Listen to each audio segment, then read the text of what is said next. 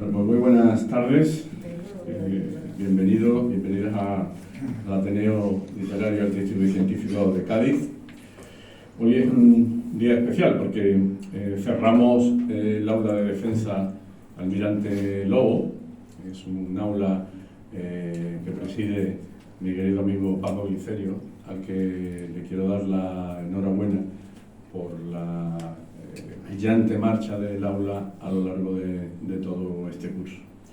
Y como no podía ser menos, pues brillante también el cierre del aula en Almirante Lobo por la conferencia de Cádiz y las Fuerzas Armadas a cargo de don Ángel Javier Umbría, al que yo también le doy las gracias que esté aquí esta tarde con nosotros, que nos acompañe y que seguramente nos deleite con esta conferencia. Muchas gracias, Ángel, por venir esta tarde. Y nada más, cuando quiera, pues Paco tiene la palabra para presentar a Ángel.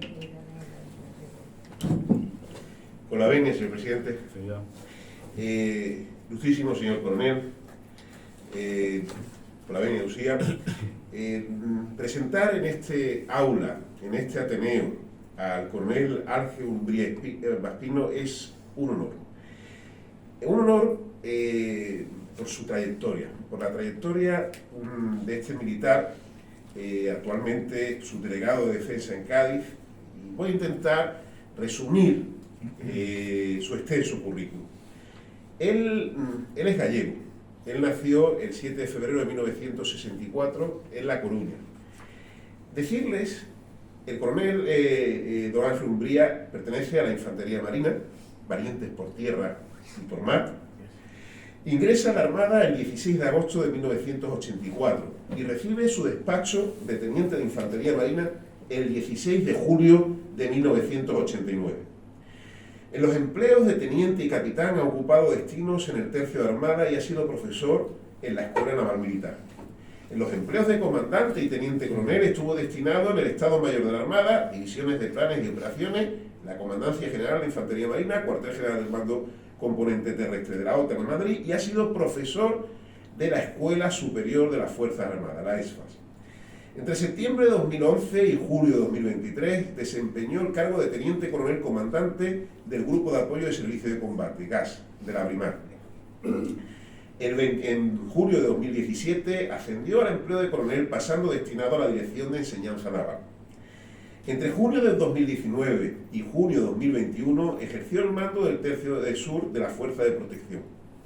Ya el 1 de julio de 2021 fue nombrado subdelegado de defensa en Cádiz. Ciertamente, les puedo decir que siempre que hemos tenido un proyecto, una idea, siempre ha estado al servicio de difundir la cultura de defensa. Es una persona que tiene, además de nuestra amistad, nuestra admiración y aprecio. Ha realizado la especialidad de Artillería y Coordinación de Fuegos en el curso de Alta Gestión de Logística, el curso NATO Senior Course del Colegio de Defensa de la OTAN y el curso superior Interarmas del Ejército de Tierra, y es diplomado de Estado Mayor por la Escuela Superior de las Fuerzas Armadas. Ha estado desplegado en las siguientes operaciones internacionales: misión de la Unión Europea en Bosnia y Herzegovina en 1994 como observador en Jablanica, operación ISAF en Kabul, en Afganistán, en 2008 como oficial de operaciones actuales en el cuartel general de la operación. Operación Altea en Bosnia y Herzegovina en 2011 como jefe del centro de operaciones del cuartel general de la operación en Sarajevo. Está casado, aquí está su señora, y damos gracias por su asistencia, con María Manuela Rodríguez de Austria, y tiene 4 hijos. Decirles, ya por último, que estamos ante un militar muy condecorado. Destacamos placa y encomienda y cruz de la Real y Militar Orden de San Hermenegildo, 4 cruces del Mérito Naval, distintivo blanco. Tiene otras condecoraciones, no voy a decirles todas, y simplemente dejarles para que nos hable del tema del Cádiz y las Fuerzas Armadas. Vale quien sirve. Recuerden los versos de este poeta y escritor barroco del siglo XVII, Cardón de la Barca. Recuerden cuando hablaba que la milicia es una religión de hombres honrados. Pues yo creo que el coronel Umbría encarna precisamente lo que decía en estos versos Calderón de la Barca. Muchas gracias.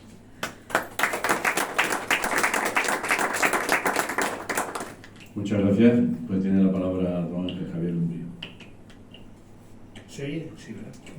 Bueno, muchísimas gracias por recibirme en vuestra casa y muchas gracias por la presentación, Paco. Yo tengo que decir un par de cosas sobre todo eso, muy poco.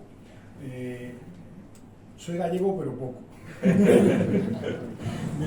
me vine a Cádiz con 10 años, pero el sitio donde más tiempo he vivido ha sido en Madrid. Soy un producto militar español, marca de la casa, o sea que he vivido en todos sitios, pero donde me voy a quedar es en Cádiz, que es donde me gusta más, sin duda. Bueno, y ya me voy a meter en el tema, que es Cádiz y las Fuerzas Armadas, y les quería comentar que, bueno, yo creo que esta conferencia es una temeridad, porque venir a hablar de Cádiz en Cádiz es complicado, y más si uno nace en La Coruña.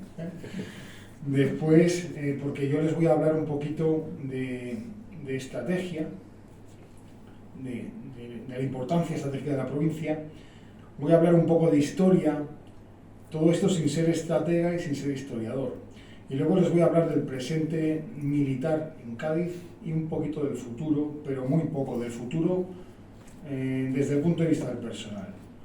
Entonces, bueno, me van a disculpar porque voy a tocar muchos temas de los que ninguno soy un experto renombrado y es posible que aquí haya gente que sepa más que yo de cosas que voy a hablar, sobre todo cuando me meto en la parte de la historia. Pero bueno, ahí voy. Bueno, no cabe duda de que la principal singularidad de Cádiz, de la provincia de Cádiz, es que está situada en la orilla norte del estrecho de Gibraltar. Eso ha marcado la historia, marcará el futuro y marca el presente de Cádiz. No hace falta que les diga a ustedes lo que es el estrecho de Gibraltar, pues es probablemente uno de los puntos estratégicos principales del mundo, que separa dos continentes, separa dos mares, por lo tanto puerta del Mediterráneo, puerta del Atlántico, puerta de Europa para los africanos, puerta de África para los europeos, y por eso yo les pinto ahí dos ejes. Un eje norte-sur que une los continentes y que sale salvando el estrecho, y un eje este-oeste que une los mares. Entonces, estos ejes, la confluencia de estos ejes es donde estamos nosotros, y por ello es un punto de altísimo valor estratégico. A lo largo de la historia, cada eje ha tenido su momento. Ha habido momentos en los que, por supuesto, el eje norte-sur era importante porque prevalecía el poder terrestre, y otros momentos de la historia en los que prevalecía un poder naval y era más importante la confluencia de los mares. Hoy en día el estrecho, aparte de su importancia estratégica, pues es uno de los puntos calientes del planeta por su intenso tráfico marítimo, el peso económico y ahora mismo también por las actividades ilícitas, el foco de actividades ilícitas, lógicamente por el paso obligado de muchas mercancías. Vamos a ver primero el eje marítimo. El eje marítimo, bueno, mayor densidad de tráfico marítimo del mundo. Un buque cada 5 minutos, 300 diarios, 100.000 buques al año, un 10% del comercio mundial, el 80% de los hidrocarburos que salen del Golfo Pérsico pasan por aquí delante. Entonces comprenderán ustedes la importancia de poder ser capaz militarmente de mantenerlo abierto o de cerrarlo. En la época de la Guerra Fría, que yo creo que todos los que estamos aquí hemos vivido, lo importante para la OTAN era mantenerlo abierto, para poder llegar con suministros al centro de Europa o al sur de Europa y que no nos lo cerraran los del Pacto de Varsovia. Y hoy en día pues estamos en un momento tan complicado que, bueno, no voy a llegar a hablar de que va a continuar la Guerra Fría, pero sigue siendo muy importante. Esto puede volver a ocurrir mañana, dentro de 6 meses o dentro de 2 años, o sea que tenemos que ser capaces de entender que desde el eje marítimo es fundamental para el comercio mundial y que cualquiera que lo cierre o lo abra, pues tiene una importante ventaja sobre. Y ahora voy a hablar de las costas del estrecho. Bueno, pues aquí hay 3 países que tienen cosas que decir, ¿no? ¿Quiénes dominan el estrecho? Bueno, pues tenemos ahí, en primer lugar, está compartido por España, el Reino Unido y Marruecos. España y Marruecos tienen la parte del León porque controlan las aproximaciones al estrecho. El Reino Unido tiene una parte muy importante, pero yo diría que lo era más antiguamente. En los tiempos de la Marina de Vela, tener una roca de 400 metros al lado de donde tienen que pasar los barcos era muy importante. Hoy no le voy a quitar valor, de hecho ahí lo tenemos, pero yo diría que el principal país que tiene control sobre el estrecho de Gibraltar es España, porque tiene una cosa que no tienen los demás, que es que tiene posición en las 2 costas. Y para controlar un estrecho es muy importante controlar las 2 costas. Luego, ahí la ciudad de Ceuta pues es un enclave importantísimo.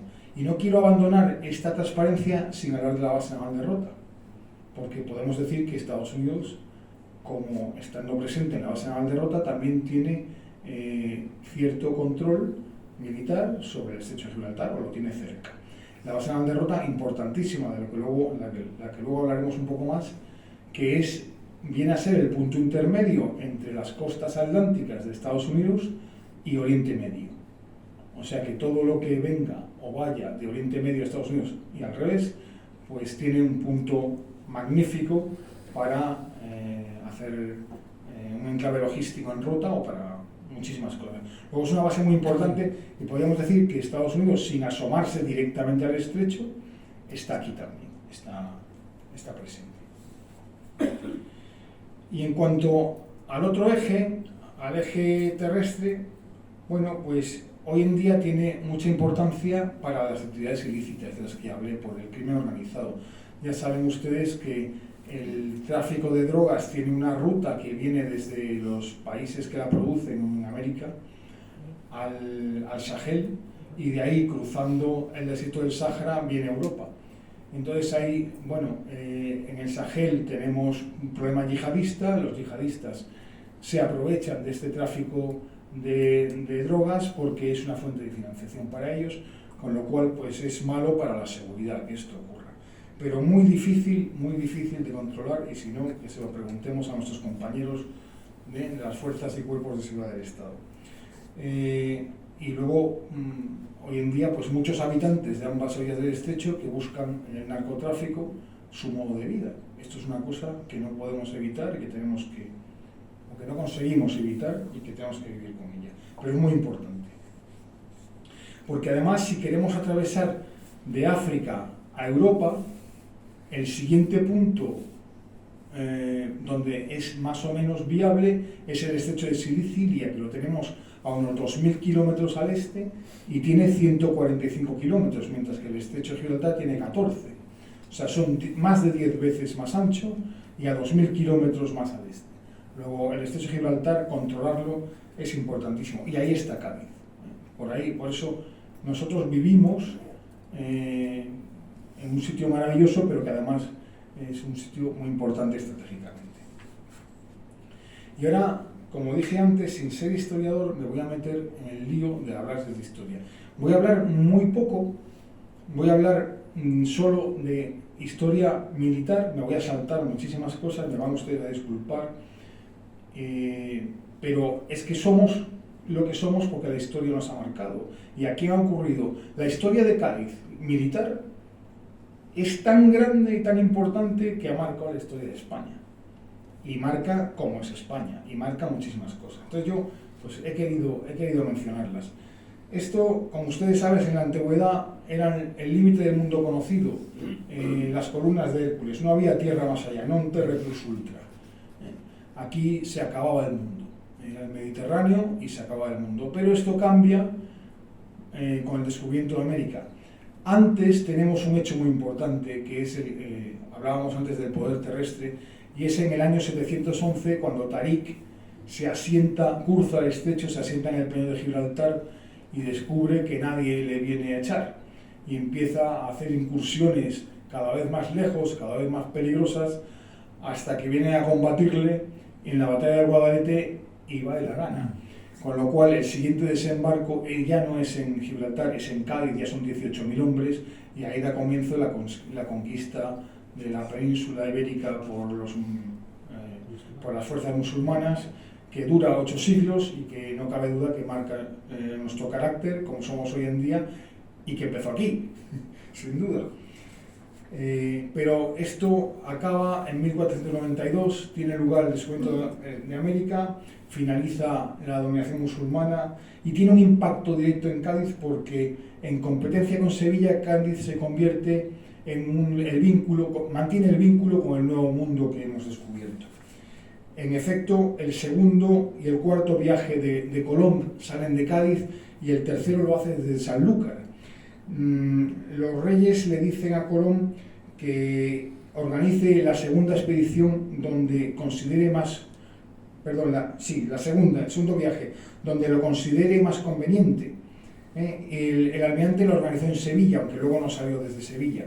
Esto al final hubo un par de siglos más, casi 3 siglos de competencia entre Cádiz y Sevilla por el vínculo americano.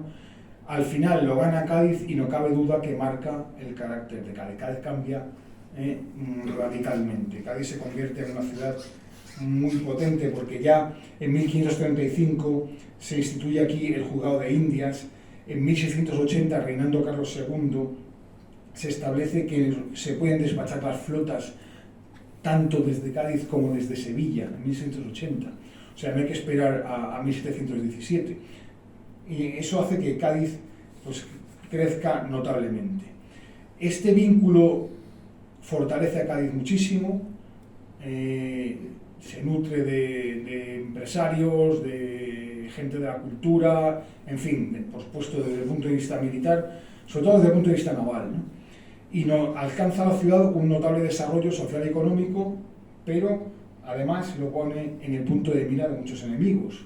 Y aquí tenemos que recordar el ataque de Drake en 1567, la toma de Cádiz en 1596 del almirante Howard, otra expedición en 1625 en los Wimbledon que fue repelida, pero también tuvo un impacto importante, y luego ya el almirante, el príncipe de Darmstadt, que conquista luego Gibraltar 2 años después, ya está por aquí, por la bahía, dando cañonazos en 1702.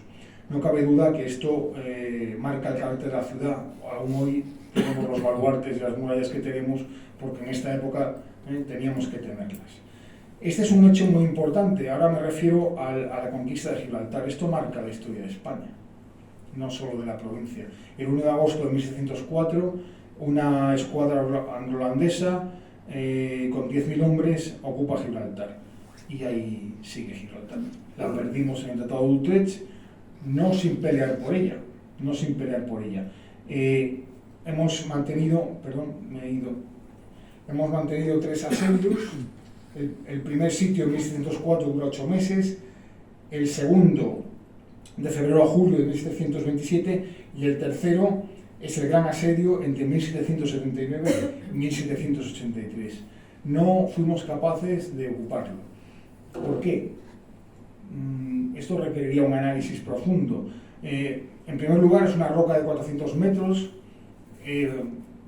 fuertemente fortificada, pero aquí el problema nuestro fue que no pudimos cortar los abastecimientos por mar. Si hubiéramos conseguido, como se intentó, cortar los abastecimientos por mar, pues ahora no estaríamos Gibraltar no estaría como está. Pero bueno, eso es la historia y nos guste o no nos guste, es así y la tenemos que aceptar y estudiar así. Finalmente, después de este hecho, aunque ha habido más de los que podría hablar, yo les voy a hablar a ustedes de un personaje histórico, de don José Patiño, intendente general de la Armada, primer ministro, secretario de Hacienda, Marina e Indias. Esto es la llegada de los Borbones. Estamos hablando del rey Felipe V, reorganiza muchas cosas. Acabada la guerra de sucesión, que deja a España hecha un desastre, realmente debilitada, pero España se reorganiza con personas ilustradas de gran valía. Y José Patiño ha sido muy importante para Cádiz, porque en Cádiz deja dos cosas. El primero fue el traslado definitivo de la Casa de Contratación de Sevilla, en beneficio de Cádiz. Se la trae. Hay razones náuticas para traérsela, que los barcos cada vez eran más grandes y ya no podían pasar fácilmente la barra de Sanlúcar cargados como venían de Indias. Pero además Patiño aprovecha para reorganizarla. Ya vamos a traernos la de Sevilla, le vamos a dar una vuelta y vamos a... Entonces hay un doble motivo, no solo geográfico, no solo náutico, pero decía Patiño que Cádiz ofrecía evidentes ventajas como puerto comercial. La bahía era amplia, accesible a todo tipo de navíos, y eso compensaba su mayor exposición a los ataques enemigos, que era la principal ventaja de Sevilla, que no podía llegar nadie por mar sin pasar por el Guadalquivir, y ahí se le podía batir con relativa sencillez. Como digo, Patiño, dije un regalo fue la Casa de Contratación, el segundo regalo fue reorganizar la Armada.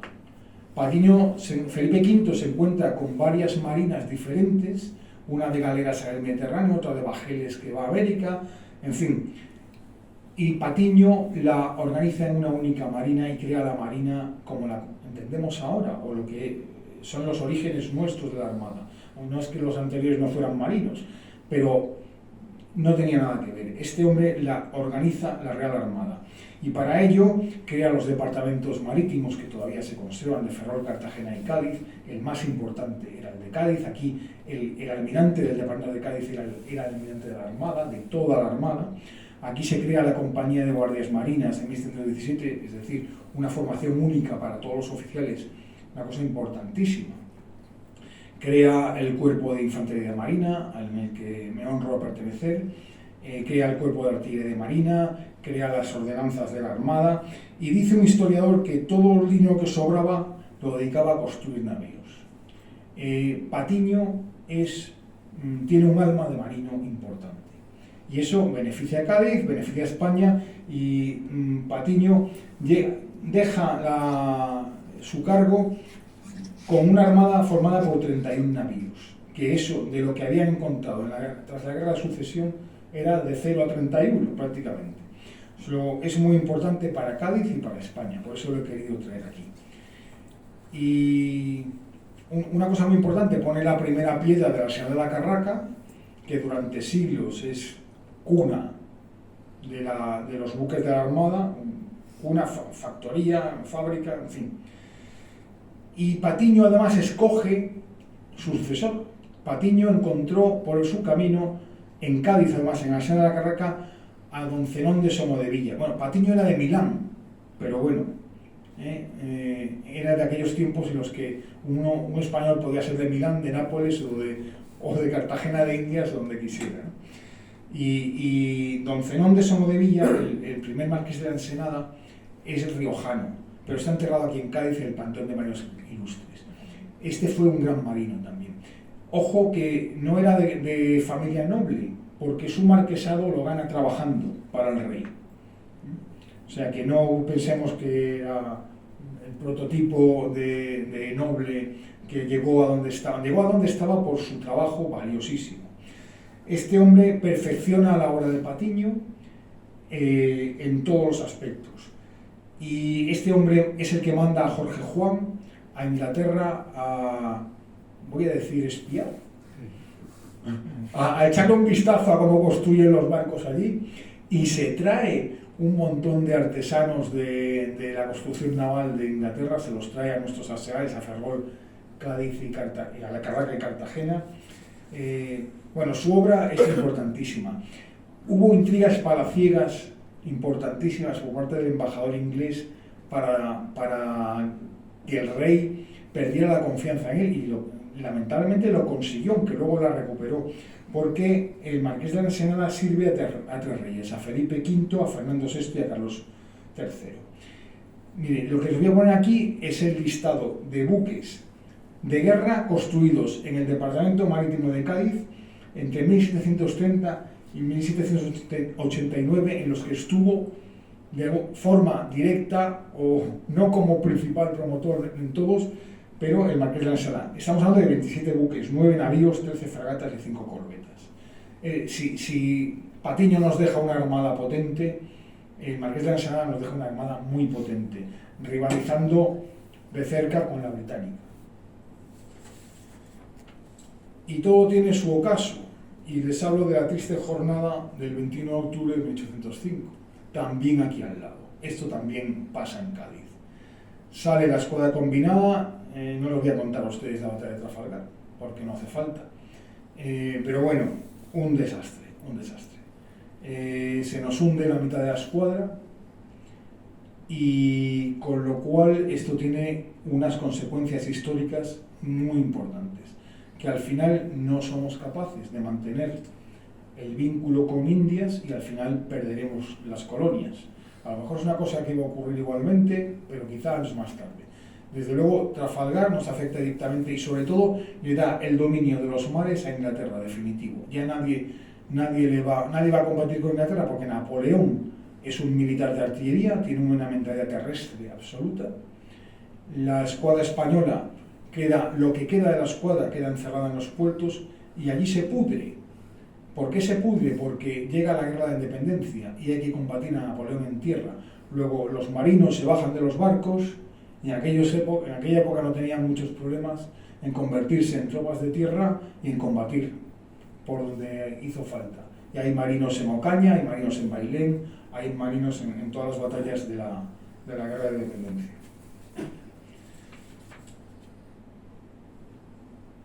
Y terminamos de hablar de Trafalgar para hablar de la Guerra de Independencia, que también en Cádiz tenemos mucho que decir.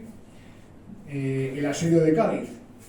Pues el asedio de Cádiz comienza en febrero de 1810, y se mantiene hasta el 24 de agosto de 1812.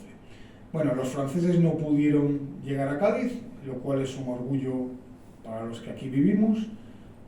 Sin embargo, sí que estuvieron 3 años pegándole cañonazos. Y no pudimos romper el cerco. Lo intentamos en 1811, habrán oído ustedes hablar de la batalla de Chiclana, aprovechando un debilitamiento de las fuerzas francesas que se van a resolver problemas en otra parte, en Badajoz.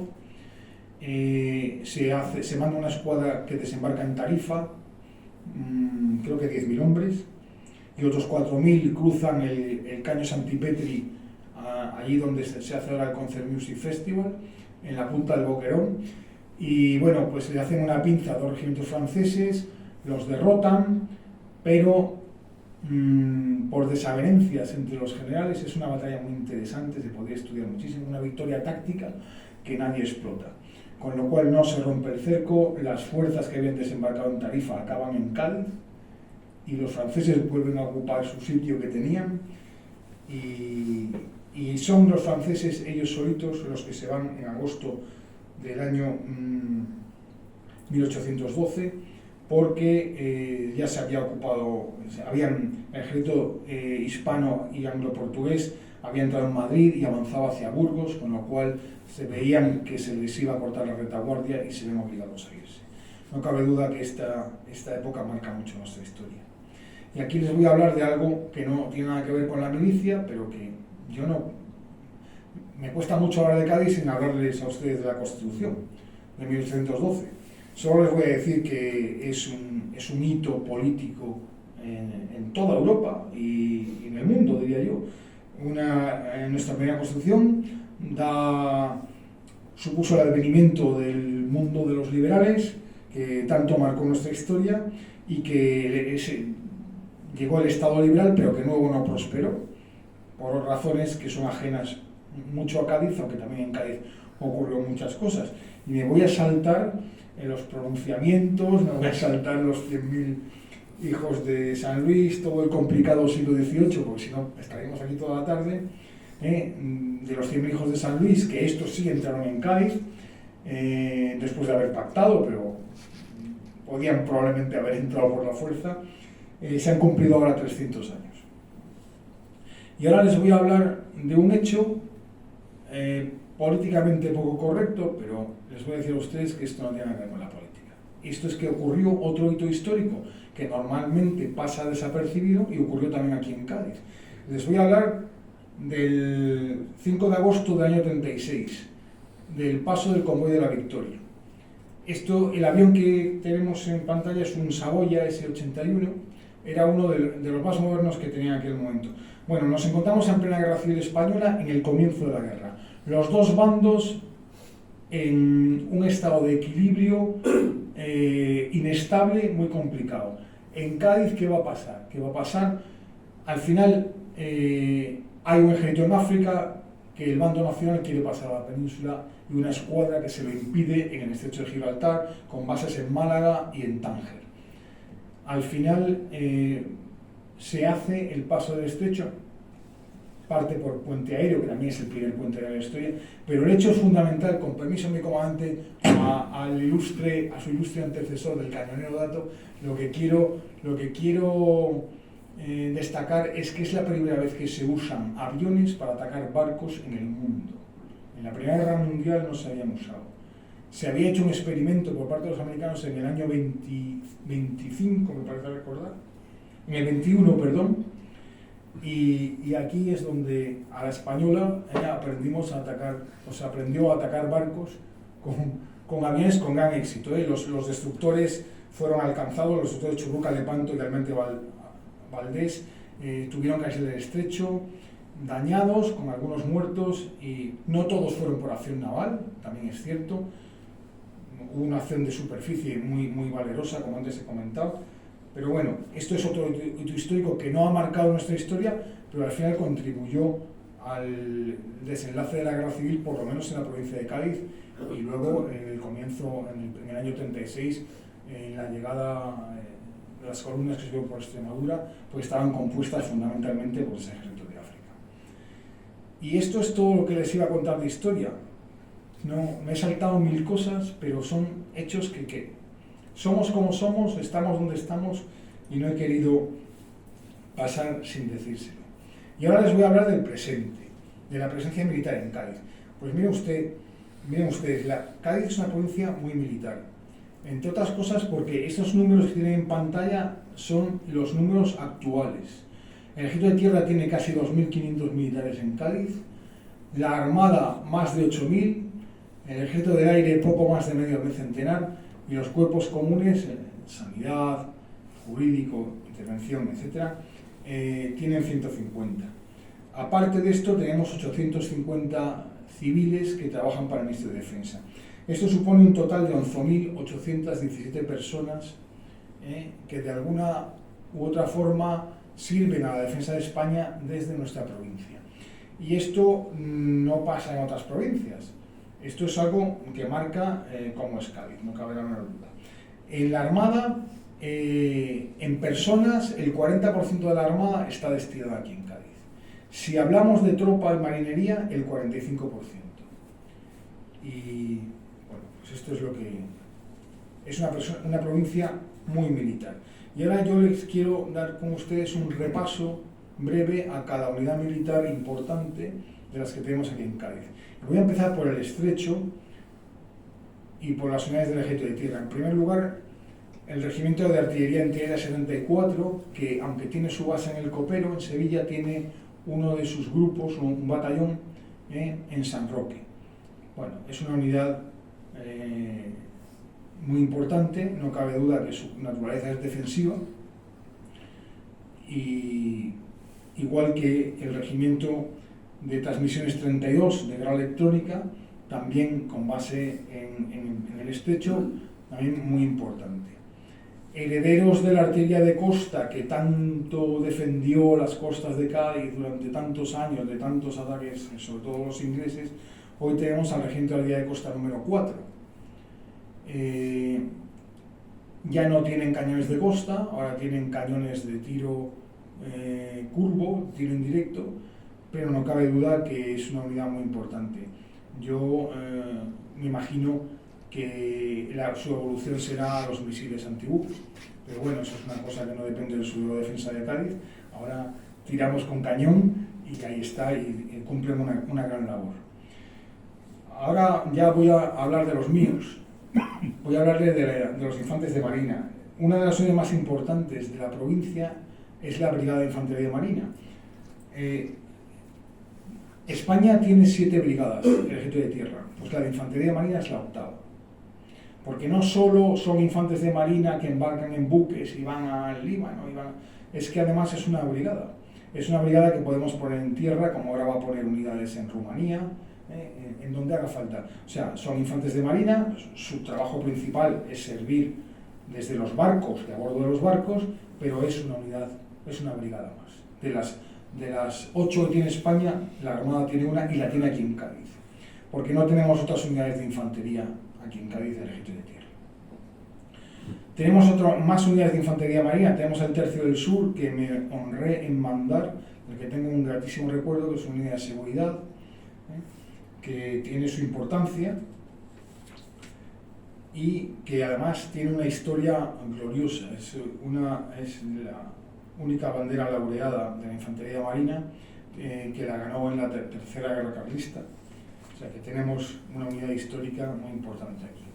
Y luego ya, unidades de superficie, pues mire ustedes, tenemos la 41 Escuadrilla de Escoltas, son unidades que están en la base naval de Rota. Tenemos el Grupo de Protección de la Flota, que tenemos el Juan Carlos I, el buque insignia, y tenemos 2 buques anfibios, el Castilla y el Galicia, importantísimos. Tenemos la flotilla de aeronaves, todas las aeronaves de la Armada están basadas aquí en la base de Rota, en Cádiz. Y nos vamos al Ejército del Aire y tenemos un radar en el EVA 11, en Alcalá de los Gazules, que muchas veces pasa desapercibido. La gente apenas sabe que existe, cumple una labor importantísima para la defensa de España, y esta unidad cumplió este año 25 años de servicio. Está en un sitio estratégicamente muy importante. Y dando un repaso a las instalaciones militares, voy a empezar por la más importante, por la base naval de Rota. Cuartel General de la Flota, Cuartel General de la Operación Atalanta, sede de los buques de la Marina de los Estados Unidos que sirven la importantísima misión del escudo antimisiles de la OTAN en Europa, 6.800 militares españoles en la base, 3.200 militares americanos, 240 civiles de la Armada y 498 civiles españoles que trabajan para la US Navy. Un aeropuerto del que muchas veces nos acordamos de la base por los barcos, pero un aeropuerto tiene 23.000 movimientos al año.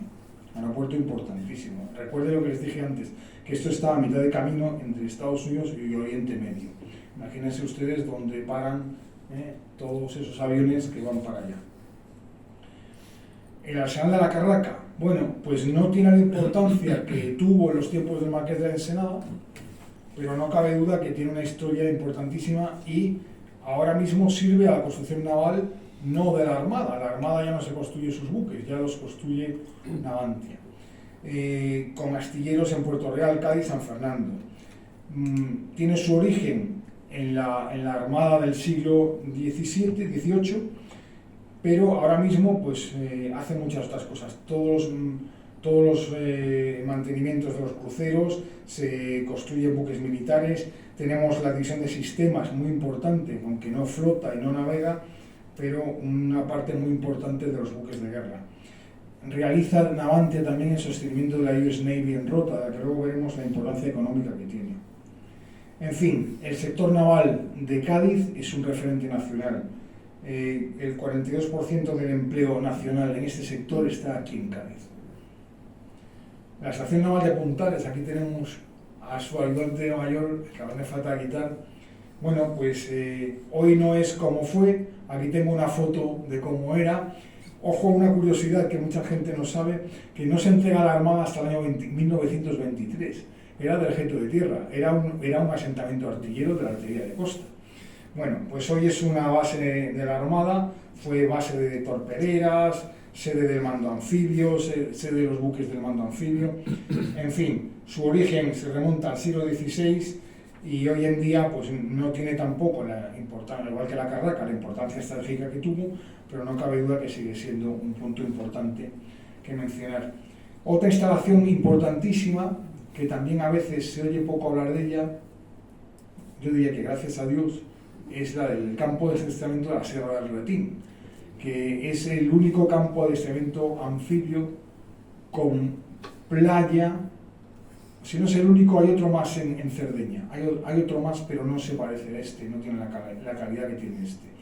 Es importantísimo, tiene 5.300 hectáreas y 35 kilómetros de perímetro. Está situado entre Barbate y Zahara y la carretera nacional 340. Se hacen muchas cosas allí, es muy importante para todos los ejercicios anfibios de la OTAN.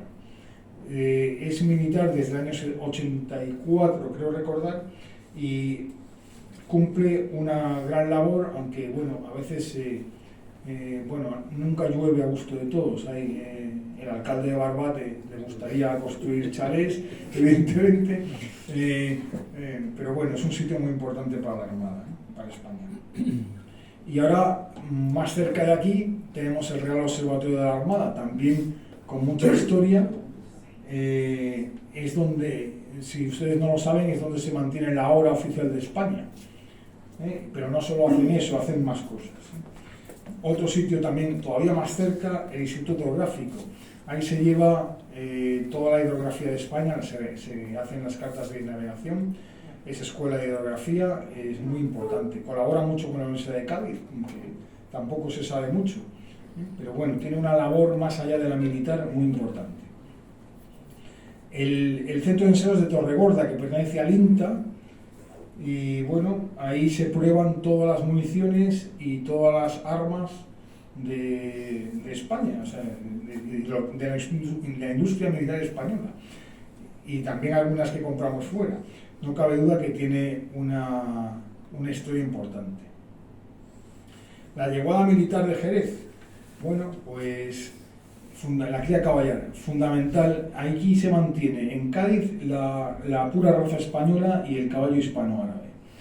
Y en unas instalaciones también casi desconocidas y que nutren de caballos a un montón, no solo a las Fuerzas Armadas, también a las policías, a la Guardia Civil, en fin, a todo el que quiera caballos del estado de pura raza, magníficos caballos, pues también los tenemos aquí en Cádiz y ni hablamos de ellos, ¿no? Esto es una cosa que pasa desapercibida. Y luego tenemos un par de centros de formación muy importantes. En primer lugar, les voy a hablar del CEFOT 2 de Camposoto, que tiene 2 veces al año, en 2 periodos al año de unos 5 meses, tiene 1.300 militares por periodo. Eso también son cifras que no han visto ustedes sumadas, porque no están destinados en Cádiz, pero son más militares en una provincia muy militar. La escuela de suboficiales, aquí formamos a los suboficiales de la Armada, en San Fernando, y además tenemos el Panteón de Marinos Ilustres, que si ustedes no lo conocen, yo les invito a que vayan porque es una maravilla. Y esto ha sido el presente militar de Cádiz en cifras y en bases, unidades e instalaciones. Y ahora vamos a hablar del impacto económico. Bueno, yo no soy... Los datos que tengo, muchos de ellos son del año 22, pero no pueden diferir mucho de los actuales. Las cifras que le doy puede que no sean las más exactas, pero no son, les aseguro que no son falsas. Vamos a hablar en primer lugar solo de la Armada. Datos del año 22. Retribuciones, es decir, sueldos de personal que trabaja para la Armada anuales en un año, 293,6 millones. Contratos que se pagan aquí en la provincia, contratos locales, cosas desde los refrescos a la comida, a los folios o las impresoras, lo que sea. 105,7 millones de euros. Solo la Armada, ¿eh? Les decía antes que el 40% de la Armada estaba aquí. Gastos corrientes, luz, agua, basuras, impuestos municipales, 25 millones de euros. Todo eso es dinero que se mueve aquí en Cádiz, de alguna forma. Si contáramos, sin contar inversiones, porque las inversiones son muy difíciles de cuantificar, porque ahora mismo están centralizadas por la Dirección General de Armamento y Material, principalmente, y se compran desde Madrid. Pero luego vamos a ver cositas que se van comprando, que se construyen aquí en Cádiz y que su dinero queda aquí en Cádiz. Bueno, si contáramos mediante una sencilla aproximación, si nos vamos a hablar de cifras que no son armadas y contamos todos los militares y hacemos una regla de 3, si la Armada produce 293 millones de euros en sueldos que se quedan aquí en Cádiz, si contáramos todos los militares serían 388 millones para el total de la provincia. Y si contamos los civiles, estaríamos hablando de 418 millones. No les engaño si digo que más de 400 millones de euros entran todos los años en Cádiz, porque es una provincia muy militar, importante para la defensa, y tienen ustedes que soportar a los uniformados para bien y para mal. Pero bueno, eso deja dinero y no cabe duda que tiene que ser bueno para Cádiz. Les hablaba antes de la US Navy en la base naval de Rota. Mire usted lo que produce monetariamente la Marina Americana, es una cosa impresionante. 3.200 militares, casi 500 civiles contratados, retribuciones de personal local laboral, españoles que cobran del gobierno de Estados Unidos 25 millones de euros al año. Solo ayuda a la vivienda, lo que los militares americanos perciben para pagar alquileres en la provincia de Cádiz, principalmente Puerto Santa María, Rota, Chipiona, toda la ribera norte, la orilla norte de la bahía, 41 millones de euros al año. Lo que le paga la Marina Americana a Navantia para el mantenimiento de los 4 buques del escudo antimisiles, 165 millones de euros al año. Es mucho dinero. O sea que cuando les digan a ustedes lo de OTAN no bases fuera, piensen en millones de euros y se les quitan las ganas de quitar la base de OTAN, la base americana de aquí. Lo digo como gaditano, ¿no? O sea, impacto económico en programas militares de construcción naval. Bueno, esto supone un total de 2.125 millones de euros, sin contarlo todo. Corbetas de Arabia Saudí, aquí solo van las 5 primeras, se han firmado otras 3, o sea, es más de lo que sale ahí. Buques hidrógrafos, 158 millones de euros, los 2 que se han firmado ya. El BAM, 166 millones de euros. Todo esto no solo son millones de euros, son horas de trabajo, son puestos de trabajo, es carga de trabajo para los gaditanos, que es, bueno, pues, ¿qué les voy a decir a ustedes? Importantísimo para la provincia. Tenemos que tener en cuenta también que se ha firmado un contrato para construir buques logísticos para la Royal Navy. Supone 1.900 millones de euros, pero no todo se va a construir en Cádiz, solo una parte. Con lo cual no los he incluido porque no todo va a quedar aquí. Pero bueno, la construcción naval, importantísima. Y ahora les iba a hablar del futuro, y el futuro como militar es el reclutamiento. Lo que metemos en filas es lo que va a estar en filas cuando los que les hablan ya no estén aquí. Así que, y en reclutamiento también tenemos mucho que decir en Cádiz. Bueno, vamos a ver primero cifras, luego les voy a poner un gráfico para que lo vean ustedes mejor. Datos de reclutamiento. Aquí tienen ustedes los últimos 7 años, no cuento el año 24 porque está en ejercicio, del 17 al 23. Pueden ver, no sé si lo ven bien en pantalla, número de opositores nacional, número de opositores en Cádiz y el porcentaje de opositores en Cádiz. Miren ustedes, lo van a ver aquí mejor. El 11,2% nacional, subiendo y bajando, depende del año, pero esta es la media, es lo que aportamos a la defensa nacional en reclutamiento. El 11,2% de los militares españoles son gaditanos, viven en Cádiz.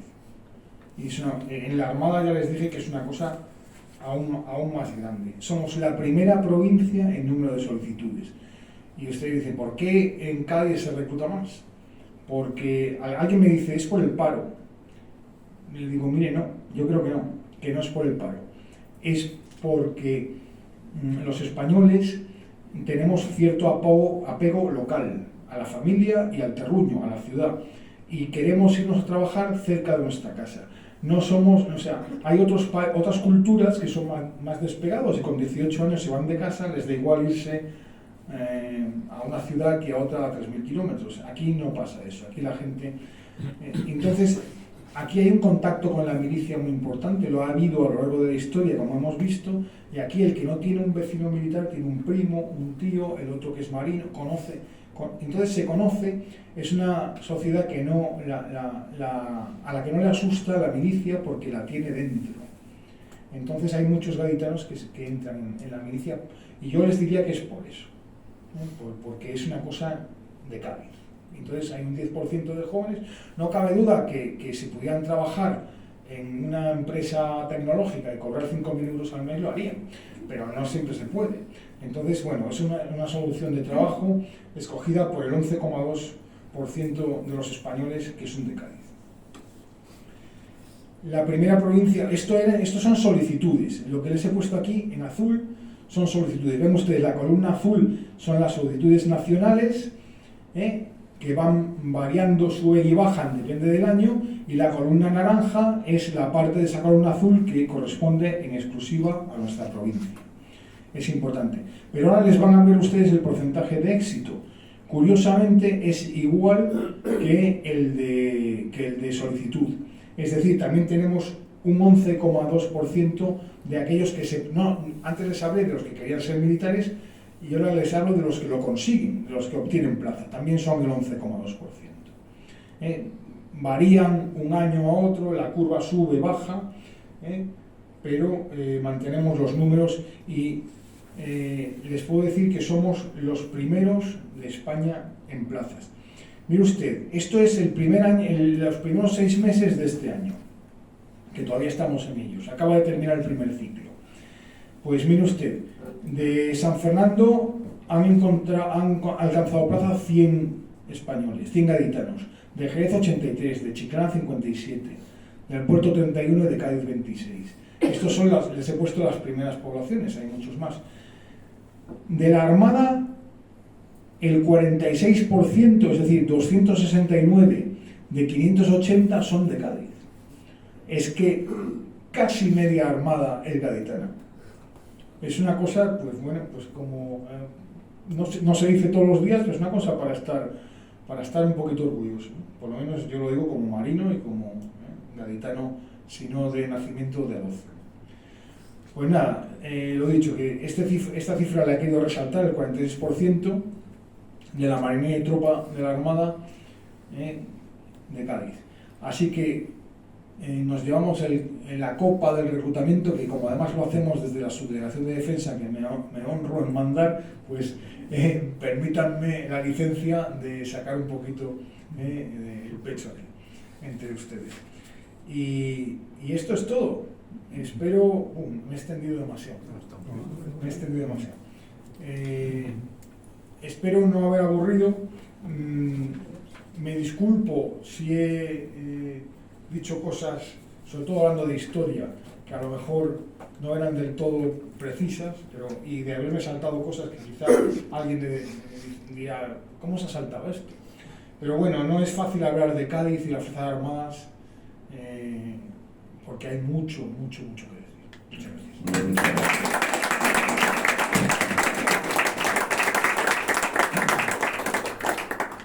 Muchas gracias, coronel. Muchas gracias, Ángel. Y bueno, pues ahora es el momento, si tienen alguna pregunta, algo que quieran que se le pueda aclarar o algún tipo de interés, pues ahora es el momento.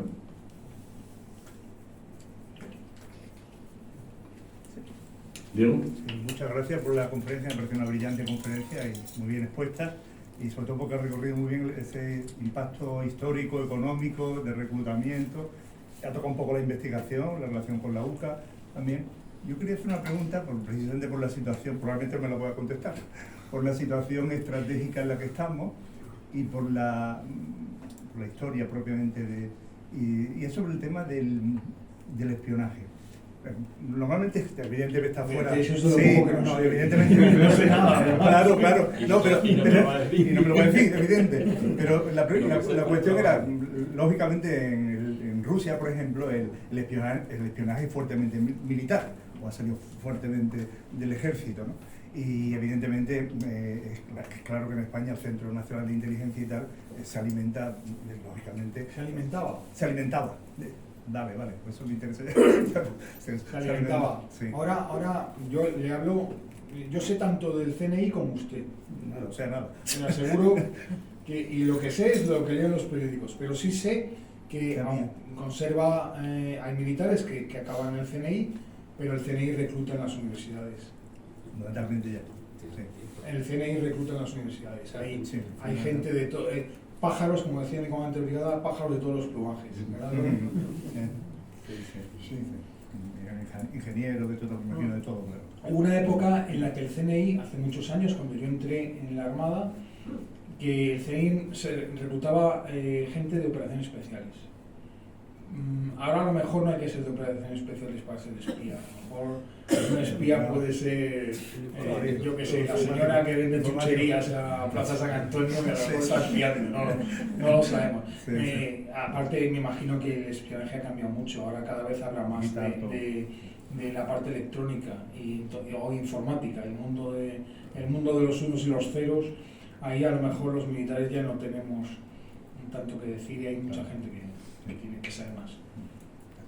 Muchas gracias. ¿Alguna otra cuestión? ¿Alguna otra pregunta? Teresa. Quiero felicitarle porque ha sido curiosísimo y muy interesante y muy ameno.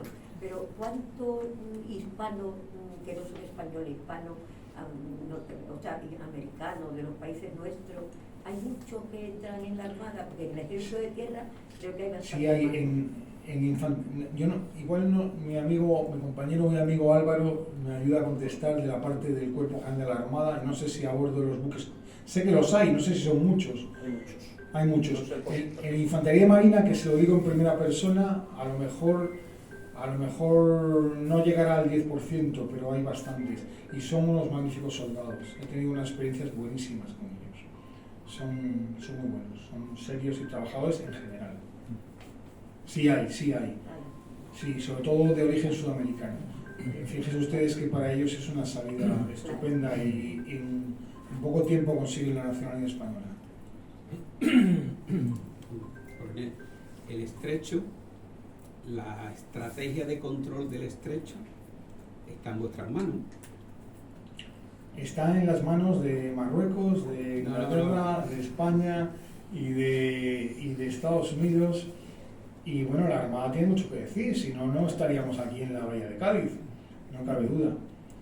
La Armada tiene la fuerza de la Armada, la parte, yo le diría, importante, está aquí en la Bahía, no toda, tenemos fuerza muy importante en Ferrol y en Cartagena. El submarino está en Cartagena. Sí, pero es que hoy en día ya no vamos a verla, da igual. Se puede estar en Cartagena. Sí, por eso se lo digo, porque el tema lo que sale en prensa alguna vez, cuando sale historias como que algún periodista que despista algo sobre el control del tráfico sumergido del estrecho, que siempre protestáis mucho cuando lo detectáis. Y es obvio, ¿no? Los acuerdos internacionales de navegar en superficie, siempre. No se ha cumplido nunca. Y se sigue sin cumplir. Pero ¿quién le pone el cascabel al gato? Y más con el tema de... Bueno, es un tema complicado del cual sé muy poco, la verdad. No, es un atrevimiento para mí contestar al tráfico de submarinos, a la navegación submarina por el estrecho. Lo que sí es que es muy importante ser capaz de influir en ella, de controlarla en ella, si hiciera falta. La guerra antisubmarina en la Armada, voy a decir que era muy importante cuando yo entré. Álvaro, por favor, corrígeme, mi comandante, lo mismo les digo. En los años 80, mediados de los 80, era muy importante. Luego se cae el telón de acero y los submarinos rusos pues ya no son tan malos o tan rusos, pero ahora vuelven a ser más rusos. Ahora salen otra vez en los periódicos que están en Cuba. Sí, entonces no cabe duda que es importantísimo. El control del estrecho es fundamental. En un hipotético conflicto, nosotros deberíamos de ser capaces de cerrarlo y de mantenerlo abierto. Ambas cosas. Para eso hace falta medios navales importantes Y ya, yo soy un humilde infante de marina, yo lo sé es de otras cosas, de barcos sé poco. Sí, pero Hay es de aquí Estado gente- Mayor, es de Estado Mayor. Sí, lo de Estado Mayor, lo que pasa es que aprendemos a contar, a parecer que sabemos. No, vale. Pero sí, evidentemente, de verdad, la estrategia deberíamos de ser capaces de mantenerlo abierto y de cerrarlo. Yo, personalmente, y esto me gustaría que lo interpreten como una cosa totalmente personal, no hablo sobre la defensa, hablo Ángel Umbría. Yo echo de menos la artillería de costa, pero porque soy ya viejo. Entonces, como soy artillero, donde hay un cañón, mire usted, el cañón no se le hace una electrónica, ¿eh? Como en el peor de los casos se mira por el tubo y se sabe dónde va a ir más o menos. Pero bueno, ya les decía antes cuando le den el Racta 4 que en el futuro tendrá misiles antibuque, que es lo que debería tener. Ahora tiene cañones de tiro curvo, pero bueno, no cabe duda de que un cañón es un cañón. Y además va combinado con un montón de radares de superficie para saber dónde está el barco, qué rumbo lleva, qué velocidad lleva y a dónde hay que tirarle en qué momento. Y eso saben hacerlo perfectamente. Y sí, el estrecho marca, como les he dicho, marca la provincia de Cádiz desde el punto de vista militar. Hay dos preguntas, José María, y luego José María. Ángel, con confianza porque es complicado, pero tú estás muy cerca, en el área de defensa, o sea que siempre estamos preparados para defendernos. La idea de un civil, de lo que está pasando en Ucrania y en Gaza, puede ser muy complicada, diferente, incluso inquietante por lo que pueda pasar, porque aumentan las guerras, van aumentando, y aunque ha habido esta mañana en Ucrania una votación por parte de Europa, y parece que Estados Unidos se acerca a la posibilidad de un acuerdo, ¿cuál sería tu opinión? O como Ángel o como delegado de defensa sobre... Yo como delegado de defensa tengo expresamente vetado responder a esta pregunta. Por eso tengo confianza como ves que va a crecer ciudadano más? español y aquí rodeado de un público que yo considero que somos amigos, les diría que me encuentro tan preocupado como cualquiera de ustedes. El mundo, no había habido tantos conflictos desde el final de la Segunda Guerra Mundial. Hemos alcanzado un pico, y esto no cabe duda que es malo. Yo, ¿qué me gustaría? Que se gastara más en defensa, porque el día que lo tengamos que usar es mal momento para decir comprarlo. Pero bueno, claro, les hablo muy informado, ¿qué les voy a decir? No, eso no quiere decir que gastemos poco o mucho, ¿eh? No me voy a meter. Una pequeña aportación Sí. respecto al control del tráfico submarino en el estrecho. Es de una extraordinaria dificultad porque, así como en el aire, las ondas electromagnéticas van, chocan, vuelven y tal, debajo del agua fundamentalmente hay que seguir el rastro por el sonido. Entonces, en el estrecho de Gibraltar hay un triple inconveniente permanente, y es las corrientes marinas, que unas entran y otras salen, tanto en latitud como en profundidad, producen ruido permanente, y variable. Segundo, la vida marina, que es de una enorme intensidad en el estrecho, tiene su propio sonido. Y luego, el mar en la costa, el romper con la costa y tal, produce también otro ruido diferente, que se suma. Y por último, el inmenso tráfico marítimo, como se ha señalado aquí, que produce muchísimo ruido. Entonces, he estado metido en esa aventura de seguir el tráfico submarino en el estrecho, y para colmo ya, los submarinos rusos, antiguamente los soviéticos, tendían a pasar siempre sumergidos, por muy prohibido que tuvieran. Y entonces, la única cosa que me llamó muchísimo la atención, que terminamos descubriendo una gran satisfacción, era que como es muy difícil, incluso para los submarinos nucleares, pasar absolutamente sumergido por el estrecho con absoluta seguridad, entonces, ahora no lo sé, entonces se valían de un buque de superficie que les hacía, yendo por delante, determinada yarda por delante, les hacía un poco de guía para abrirles un camino seguro para cruzar lo que yo seguí, eran del Atlántico al Mediterráneo. Y entraban en inmersión gracias a la ayuda de ese buque mercante que me ayudaba. Es de enorme dificultad, incluso hoy. Muchas gracias, comandante, por tu aportación. Muy bien. ¿Hay alguna pregunta más? Muy bien, vamos a cerrar el acto. Vuelvo a agradecer a su delegado de defensa su presencia aquí. Yo creo que ha sido además un año de bastante colaboración entre el Ateneo de Cádiz y las Fuerzas Armadas. Con la Armada hemos trabajado para el 275 aniversario del Real Colegio, de la fundación del Real Colegio de Cirugía de la Armada, y bueno, espero que Ángel sigamos trabajando y colaborando con la subdelegación del Gobierno de Defensa y este Ateneo. Muchas gracias por tu brillante conferencia y por todo lo que nos ha aclarado. Ha sido un placer. Y por supuesto a nuestro amigo Paco, que como decía antes, nos ha conducido como un buen marino a lo largo de todo el curso con esta aula de defensa Almirante Lobo. Muchas gracias a todos por vuestra presencia.